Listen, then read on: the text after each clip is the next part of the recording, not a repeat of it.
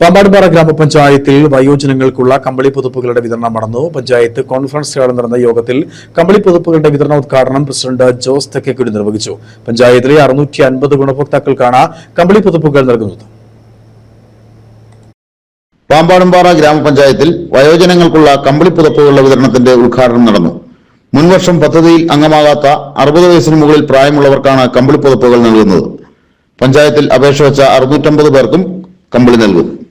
വിതരണത്തിന്റെ ആദ്യഘട്ടമായി 11, 15 വാർഡുകളിലെ ഗുണഭോക്താക്കൾക്ക് കമ്പിളി പുതുപ്പുകൾ വിതരണം ചെയ്തു.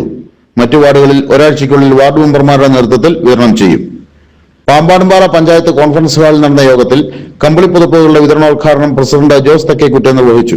ഇടുക്കി ജില്ലയിലെ ഒരു പഞ്ചായത്തിലും ഗ്രാമസഭ പോലും കഴിഞ്ഞിട്ടില്ല.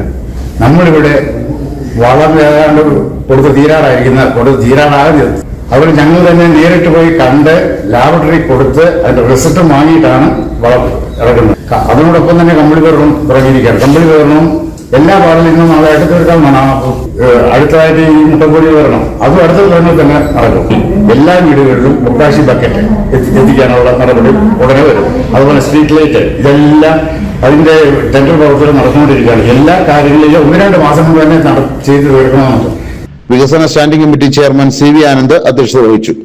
യോഗത്തിൽ ക്ഷേമകാര്യ standing committee chairperson Shini Santhosh, PT Shihab, Joyimma Abraham, Mini Manoj, Usha Maniraj, Kudumbashree chairperson Mollamma Surendran തുടങ്ങിയവർ പ്രസംഗിച്ചു. 11, 15 വാർഡുകളിൽ നിന്നുള്ള ഗുണഭോക്താക്കൾ പരിപാടിയിൽ പങ്കെടുത്തു. News bureau, Nedumkandam.